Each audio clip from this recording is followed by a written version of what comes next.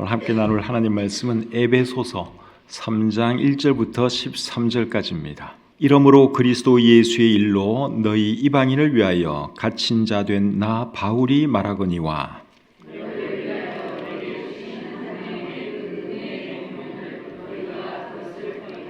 곧 계시로 내게 비밀을 알게 하신 것은 내가 먼저 간단히 기록함과 같으니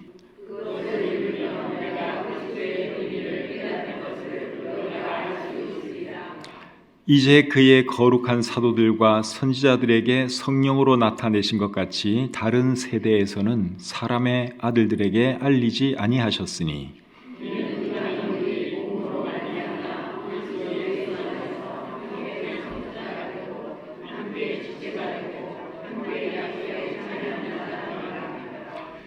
이 복음을 위하여 그의 능력이 역사하시는 대로 내게 주신 하나님의 은혜의 선물을 따라 내가 일꾼이 되었노라.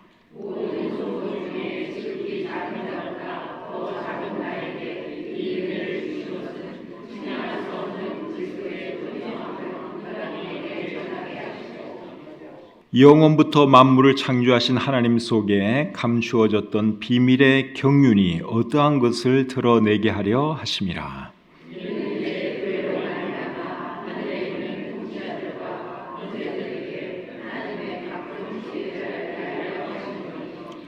곧 영원부터 우리 주 그리스도 예수 안에서 예정하신 뜻대로 하신 것이라.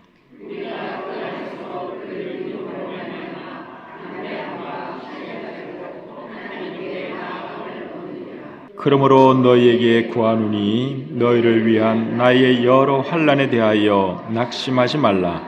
이는 너희의 영광이니라. 아멘. 오늘은 에베소서 3장 1절부터 13절까지 말씀을 본문으로 해서 은혜의 경륜, 비밀의 경륜 이런 제목으로 말씀 전하기를 원합니다. 제목을 한번 따라해 보실까요? 은혜의 경륜, 비밀의 경륜. 네, 오늘 이 본문에 보시면 은혜의 경륜이라는 표현도 나오고 비밀의 경륜이라는 표현도 나옵니다. 2절을 한번 보겠습니다. 2절을 보시면 너희를 위하여 내게 주신 하나님의 그 은혜의 경륜을 너희가 들었을 터이라. 여기 보면 은혜의 경륜 이런 표현이 나오죠. 그리고 9절을 보시면 영원부터 만물을 창조하신 하나님 속에 감추어졌던 비밀의 경륜이 어떠한 것을 드러내게 하려 하심이라. 여기에는 비밀의 경륜 이런 표현이 나오죠. 경륜이라는 말의 의미가 뭘까요? 경륜 이런 말은 우리가 잘 안 쓰는 말인데 경륜이라는 말이 오늘 이 본문에 나오고 있습니다. 사전을 찾아보면 경륜에 대해서 이렇게 나와 있습니다. 두 가지 의미를 소개하고 있는데 첫 번째는 일정한 포부를 가지고 이를 조직적으로 계획함 또는 그 계획이나 포부 이것이 첫 번째 의미이고 두 번째 의미는 세상을 다스림 또는 그런 능력 이것이 경륜의 의미입니다. 이해가 좀 되십니까?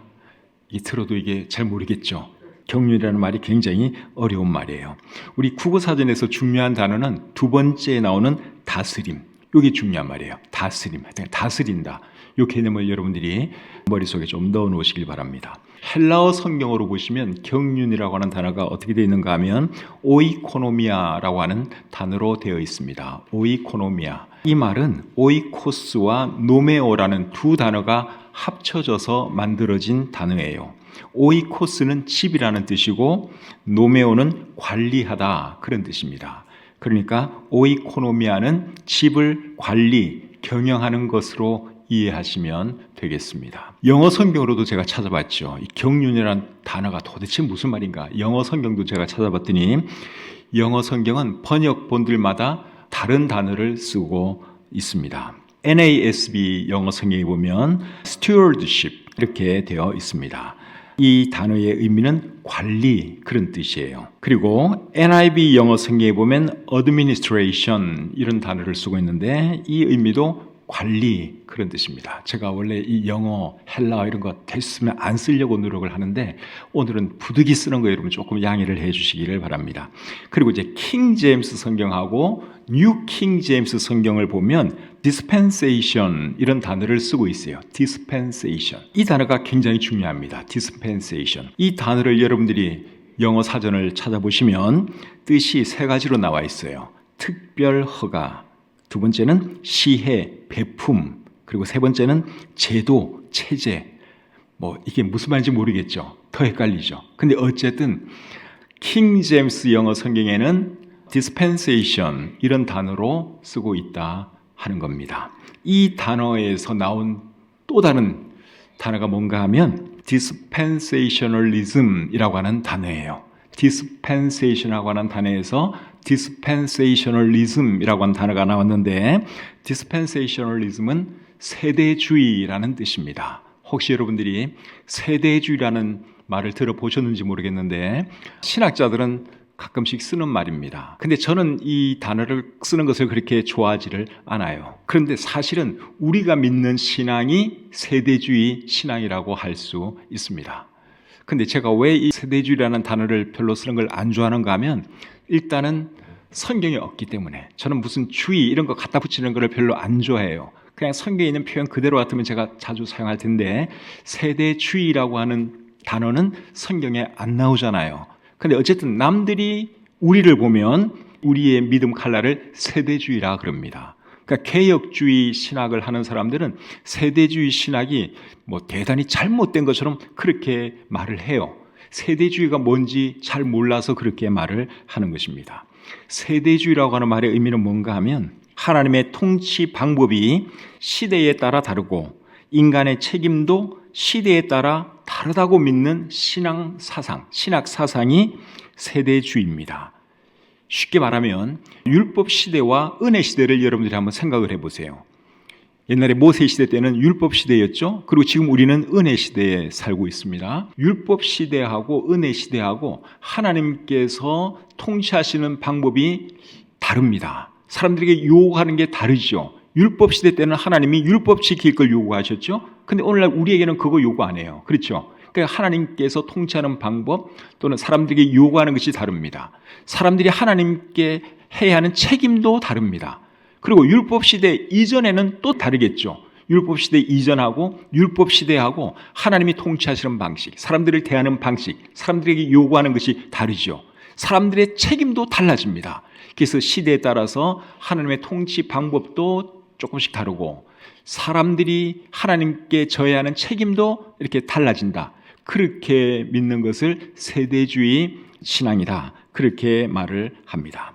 세대주의를 붙드는 사람들은 성경을 해석할 때 문자적으로 성경을 해석을 하려고 노력을 하고 문법적으로 성경을 해석하려고 노력을 합니다. 쉬운 예로 성경에서 1000년 동안 왕노릇 할 것이다 그렇게 말을 하면 우리는 그냥 문자적으로 그걸 그대로 받아들여요. 아, 그렇지, 1000년 동안 왕노릇 하는구나, 그렇게 우리는 이해합니다. 그렇게 믿습니다. 그리고 성경에서 대환란이 있다 그렇게 말하면 우리는 또 문자 그대로 그걸 그대로 믿어요. 아, 그렇지, 대환란이 있지, 7년 대환란이 있지, 이렇게 우리는 문자 그대로 믿습니다. 그리고 요한계시록에서 14만 4천 명이 이제 이스라엘 사람들이다 그렇게 나와 있는데 그렇게 말하면 우린 또 그것을 그대로 14만 4천 명은 이스라엘 사람들이다, 유대인들이다 그렇게 믿습니다. 그걸 이제 성경을 문자적으로 문법적으로 해석한다 그렇게 표현을 하는 거예요. 그래서 우리는 이스라엘과 교회를 다른 것으로 생각을 하죠. 이스라엘은 이스라엘이고 교회는 교회고 이렇게 서로 다른 것으로 우리는 이해를 합니다. 성경을 문자적으로 문법적으로 이해하기 때문에 그런 것입니다. 그리고 종말론에 있어서는 세대주의에서는 뭘 믿는가 하면 환란 전 휴거설과 전천년설을 믿죠. 우리가 믿는 게 그거잖아요. 우리가 전천년설을 믿죠. 환란 전에 휴거되는 거 우리가 믿죠. 그렇게 믿는 이제 신앙 체제를 세대주의라 그렇게 말한다 하는 거예요. 근데 세대주의라는 이 단어가 어떤 단어에서 왔느냐? 어떤 단어에서 왔다는 거예요? 오늘 이 본문에 경륜이라고 하는 단어, 경륜이 킹 제임스 성경에는 dispensation인데 거기서 나온 단어가 dispensationalism, 세대주의라는 단어가 나왔다는 거예요. 그래서 제가 영어를 여러분들에게 조금 설명을 해드렸습니다. 세대라는 말은 오늘 이 본문에도 나와요. 세대, 5절에 세대라는 단어가 나와요. 세대는 영어로 뭐라 그러죠? generation. generation이라는 말은 우리가 많이 들어본 말이죠.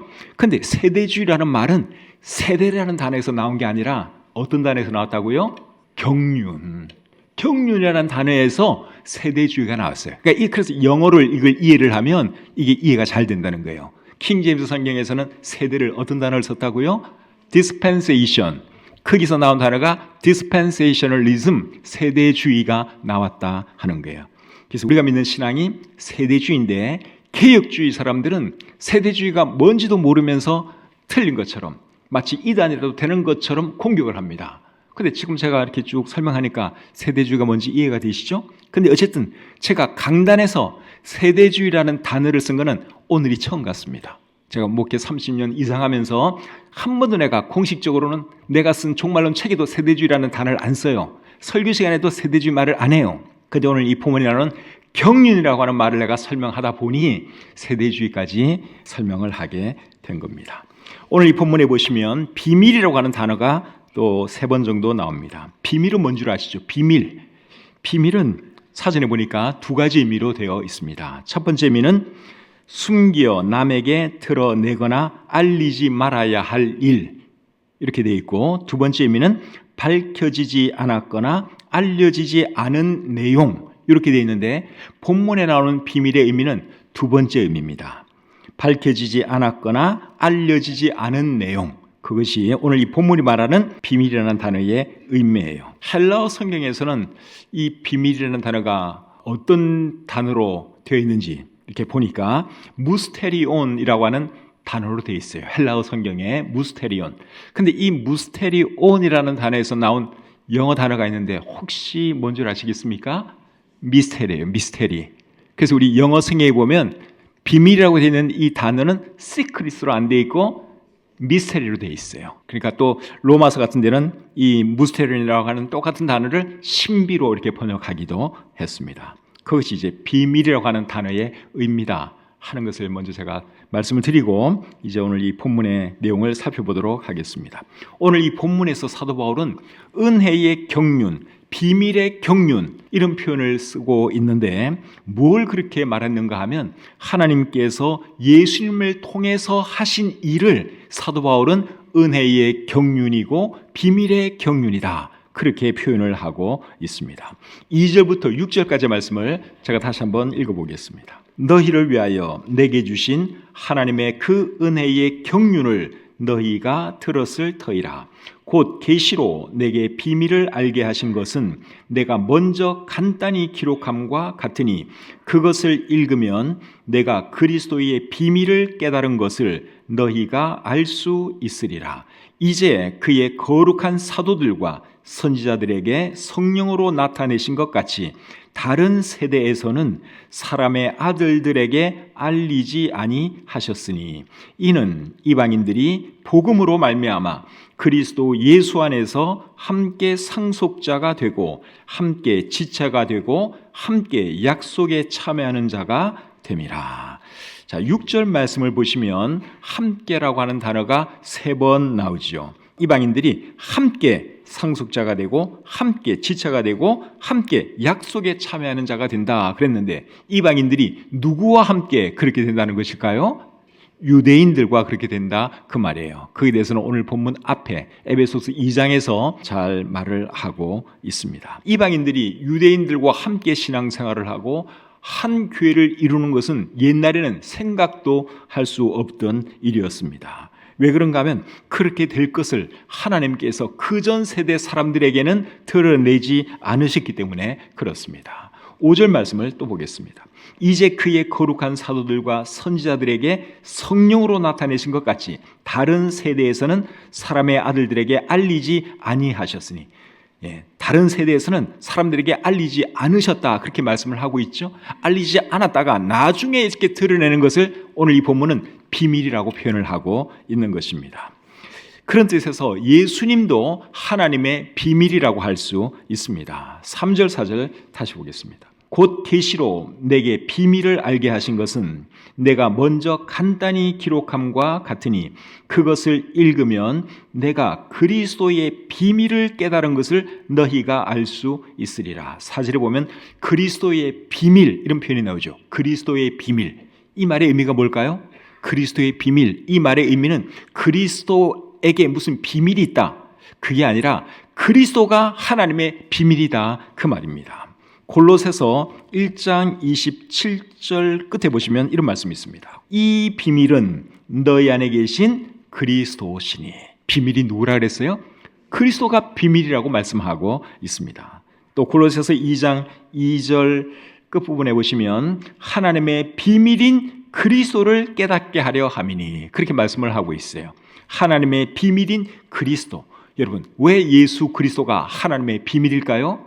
예수님을 그 전 세대에서는 드러내지 않으셨다가 때가 되었을 때 예수님을 이 땅에 보내주셨고 이렇게 드러내셨지요. 그래서 예수님은 하나님의 비밀이다. 그렇게 말씀을 하고 있는 것이죠. 로마서 16장 25절 26절 또 한번 보겠습니다. 나의 복음과 예수 그리스도를 전파함은 영세 전부터 감추어졌다가 이제는 나타내신 바 되었으며 예수 그리스도와 예수 그리스도의 복음이 영세 전부터 감추어졌다가 이제는 나타내신 바 되었다. 그렇게 말씀을 하고 있죠. 그래서 예수님이 하나님의 비밀이라는 것입니다. 옛날에는 드러내지 않았는데 이제는 드러내셨잖아요. 그래서 예수님이 하나님의 비밀이다. 그것을 말씀하고 있습니다. 오늘 본문 3절 말씀을 여러분 다시 한번 보겠습니다. 곧 계시로 내게 비밀을 알게 하신 것은 내가 먼저 간단히 기록함과 같으니. 예수님에 대해서 말을 하면서 내가 먼저 간단히 기록한 것과 같다 그런 말을 하고 있죠. 앞에 어떤 말을 썼습니까? 정확한 건 알 수 없는데 제 생각에는 에베소서 1장 9절 10절에 있는 말씀이라고 생각이 들어요. 한번 보겠습니다. 에베소서 1장 9절 10절입니다. 그 뜻의 비밀을 우리에게 알리신 것이요 그의 기뻐하심을 따라 그리스도 안에서 때가 찬 경륜을 위하여 예정하신 것이니 하늘에 있는 것이나 땅에 있는 것이 다 그리스도 안에서 통일되게 하려 하심이라. 9절에 보면 비밀이라고 하는 단어가 나오죠. 뭐가 비밀이라고 했습니까? 하나님께서 예수님을 통해서 하신 일이 비밀이에요. 그리고 10절에 보면 모든 것이 다 그리스도 안에서 통일되게 하신다. 그렇게 말씀을 하고 있습니다. 이 말의 의미는 뭘까요? 모든 것이 다 그리스도 안에서 통일된다. 이 말은 예수님은 모든 것의 머리가 되시는 분이다. 그 말입니다. 에베소서 1장 22절에 이렇게 기록되어 있습니다. 또 만물을 그의 발 아래에 복종하게 하시고 그를 만물 위의 교회의 머리로 삼으셨느니라. 예수님은 교회의 머리이시기도 하고 만물의 머리가 되시는 분이기도 하죠. 그래서 결국은 만물이 그리스도 안에서 통일된다 그 말이죠. 하나님께서 여러분 예수님을 이 땅에 보내주셨는데 그것은 하나님의 은혜입니다. 맞죠? 예수님을 하나님께서 보내주신 것 그건 하나님의 은혜죠. 그래서 오늘 이 본문에서 사도 바울은 그것을 은혜의 경륜이다 그렇게 말을 하는 겁니다. 그리고 하나님께서 예수님을 통해서 하신 일은 예수님이 이전 시대는 알려지지 않은 일이에요. 물론 메시아가 이 땅에 올 것이다 하는 것은 구약 성경에 기록되어 있지만 명확하게 드러나지는 않았죠. 때가 되었을 때 하나님께서 예수님을 이 땅에 보내주셨고 모든 것을 드러내셨어요. 그래서 하나님께서 하신 이 일은 또한 비밀의 경륜이라는 거예요. 은혜의 경륜이고 비밀의 경륜이다. 이해가 되십니까? 어떤 뜻에서 은혜의 경륜이라는 거예요? 하나님께서 하신 이런 모든 일이 은혜이기 때문에, 그리고 하나님께서 하신 일은 그전에는 감추어졌는데 이제는 드러났기 때문에 이건 또한 비밀의 경륜이다. 그렇게 말씀하고 있는 것이죠. 이해가 되시죠? 오늘 이거 굉장히 어려운 설교인데 이거 이해하시는 분들은 굉장히 똑똑한 분들이에요. 제가 볼 때 거의 다 이해를 하고 계시는 것 같습니다. 하나님께서는 하나님의 경륜을 이제 이방인들에게 전하기 위해서 한 사람을 놀랍게 사용하셨는데 그 사람이 누굴까요? 그 사람이 사도 바울이죠. 자, 7절부터 9절 말씀 보겠습니다. 이 복음을 위하여 그의 능력이 역사하시는 대로 내게 주신 하나님의 은혜의 선물을 따라 내가 일꾼이 되었노라. 모든 성도 중에 지극히 작은 자보다 더 작은 나에게 이 은혜를 주신 것은 측량할 수 없는 그리스도의 풍성함을 이방인에게 전하게 하시고 영원부터 만물을 창조하신 하나님 속에 감추어졌던 비밀의 경륜이 어떠한 것을 드러내게 하려 하심이라. 7절에 보면 사도 바울이 이렇게 말을 합니다. 하나님의 은혜의 선물을 따라 내가 일꾼이 되었다. 바울이 이렇게 말하는 이유가 뭘까요? 바울이 예수를 믿기 전에 교회를 심하게 핍박했던 사람이잖아요. 그런 그를 하나님께서 구원해 주셨고 일꾼 삼아 주셨으니 그 은혜가 얼마나 감사했겠습니까?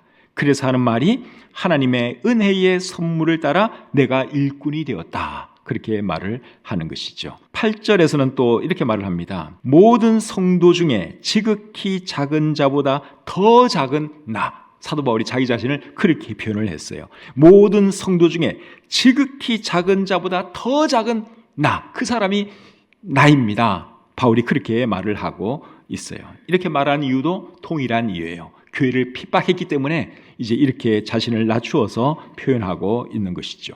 고린도전서 15장 9절에서도 비슷한 말을 하고 있습니다.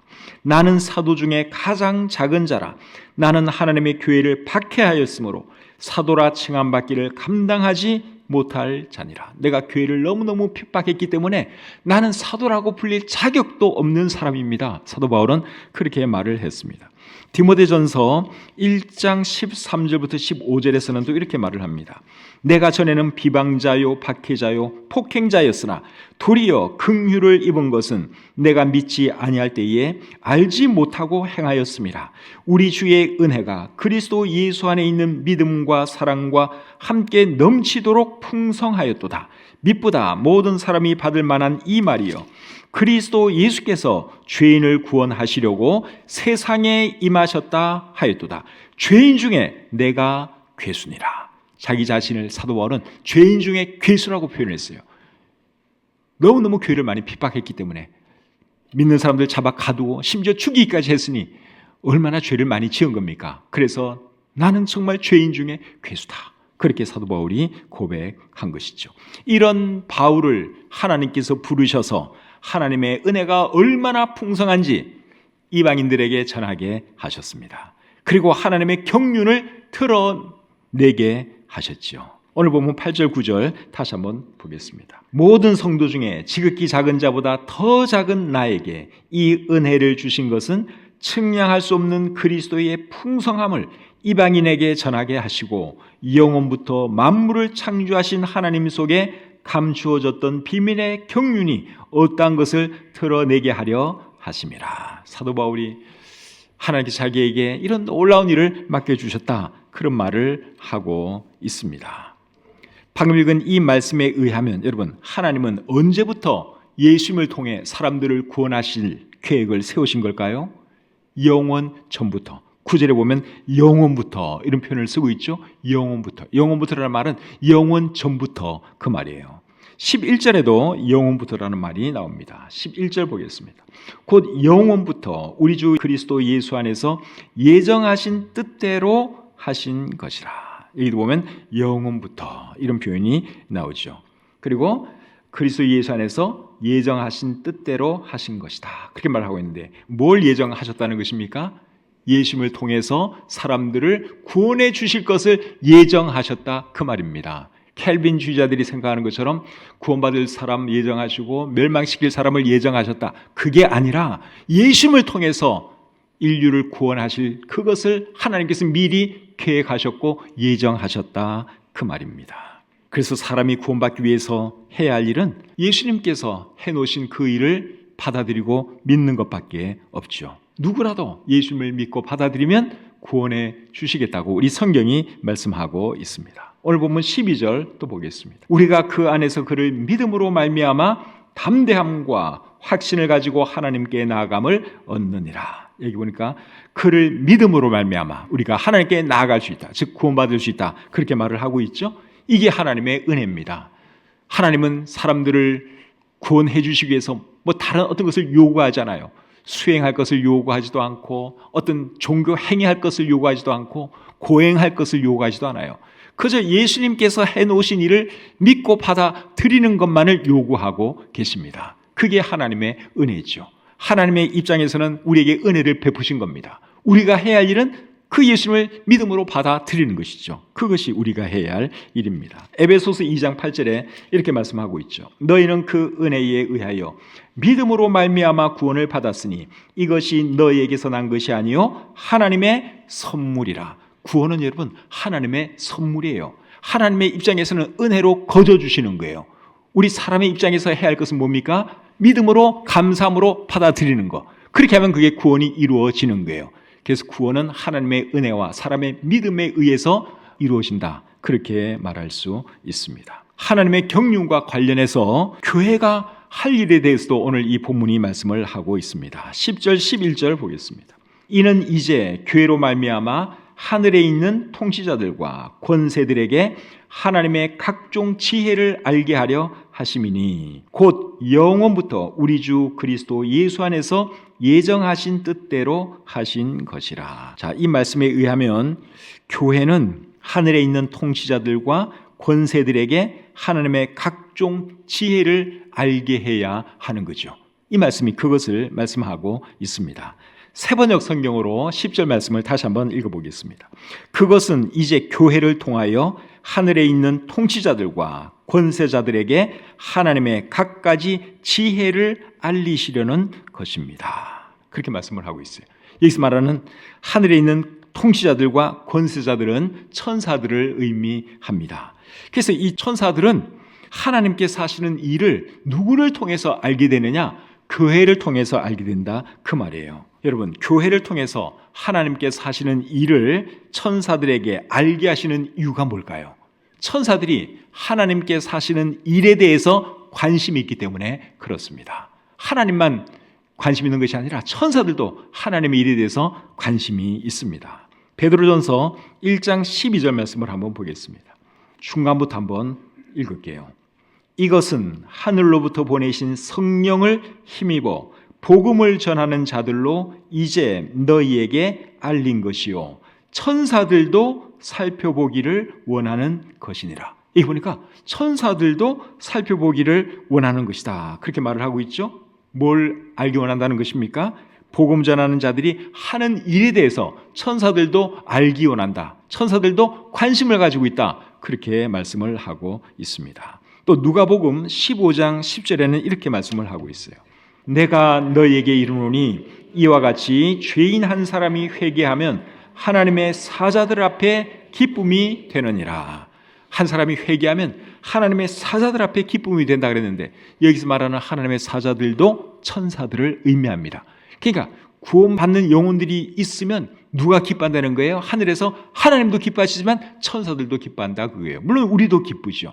그만큼 천사들이 하나님의 일에 대해서 영혼들에 대해서 관심이 있다 그 말이에요. 그렇다면 구원받은 우리가 해야 할 일이 뭐겠습니까? 하나님도 기뻐하시고 천사들도 기뻐하는 그 일을 해야 하는 것이죠. 그래서 우리가 복음을 전하면서 살아야 하는 것이죠. 사도 바울이 그런 삶을 살았습니다. 오늘 이 본문 말씀을 사도 바울은 감옥에서 기록을 했어요. 자, 1절 말씀을 한번 보겠습니다. 본문 1절입니다. 이러므로 그리스도 예수의 일로 너희 이방인을 위하여 갇힌 자 된 나 바울이 말하거냐. 사도 바울이 지금 갇힌 상태에서 에베소서를 기록을 했습니다. 로마 감옥에서 에베소서를 기록을 했어요. 열심히 복음을 전하다 보니 감옥에까지 들어가게 된 것이죠. 그 정도로 사도 바울은 열정적으로 복음을 전했습니다. 13절에는 또 이런 말을 하고 있습니다.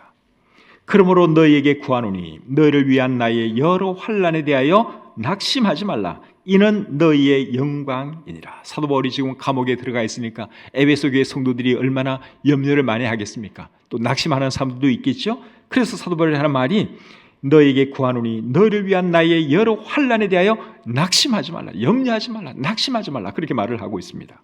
그리고 또 하는 말이 이는 너희의 영광이니라. 그런 말도 했습니다. 여러분, 사도 바울이 감옥에 들어가 있는 것이 왜 에베소 교회 성도들에게 영광이 되는 걸까요? 일단 사도 바울이 내가 감옥에 앉아있는 것이 이건 나에게 영광스러운 일이라 그 생각을 했기 때문에 이렇게 말을 하는 거죠. 그리고 에베소 교회 성도들은 사도 바울의 사역을 통해서 구원받은 사람들이에요. 그러니까 여러분들도 영광스럽게 생각하셔도 됩니다. 그런 말이죠. 나는 지금 감옥에 있는 것이 너무너무 영광스럽습니다. 그러니 여러분들도 너무 염려하지 마세요. 이 일은 여러분들에게도 영광이 되는 일 아닙니까? 그렇게 지금 사도 바울이 말씀하고 있는 것이죠. 이런 거 보면 사도 바울이 얼마나 열심히 복음을 전했는지 우리가 이해할 수 있습니다. 그래서 저와 여러분들도 여러분 이 땅에 살아있는 동안 열심히 복음을 전하면서 살아야 하는 것이죠. 우리가 언젠가는 여러분 다 죽잖아요. 지난 주간에도 우리 교회 초상이 2건이나 났습니다. 이렇게 한 분씩 가다가 어느 순간 내 차례가 오는 거예요. 내가 갈 차례가 오는 거예요. 나뿐만 아니고 여러분 차례도 온다 그거예요. 우리 차례가 오잖아요. 언젠가는 그럼 가는 거예요. 다 가는 거예요. 이렇게. 지금 내가 앉아서 이렇게 가만히 생각해 보면, 야, 우리 교회에서 신앙생활 하다가 가신 분들이 참 많다. 막 생각이 막 나는 거예요. 언젠가는 이제 내 차례도 오겠지. 뭐 이런 생각도 들고. 살아있을 때 우리가 해야 할 일은 한 번이라도 더 하나님께 진지하게 예배 잘 드리고 또 복음 전하고 그 일을 우리가 해야 할 줄 믿습니다. 혹시 여러분 중에 아직 예수님 믿지 않고 있는 분이 계시면 여러분도 늦기 전에 꼭 예수님 믿고 구원 받으시기를 바랍니다. 구원은 하나님의 은혜예요. 여러분들이 믿음으로 받기만 하면 되는 겁니다. 뭐 특별히 노력할 것도 없어요. 하나님께서 이 죄인을 위해서 십자가 달려 돌아가셨구나. 너무너무 감사하다. 하나님 감사합니다. 이 죄인을 받아주십시오 하는 마음으로 예수 그리스도를 여러분의 주님으로 모셔드리면 구원의 은혜가 여러분들에게 임하는 거죠. 그러면 여러분들은 천국의 소망 가지고 살아갈 수 있고 하나님의 자녀로 이 땅을 살아갈 수 있습니다. 그 은혜가 여러분 모두에게 있기를 우리 주님의 이름으로 축복합니다.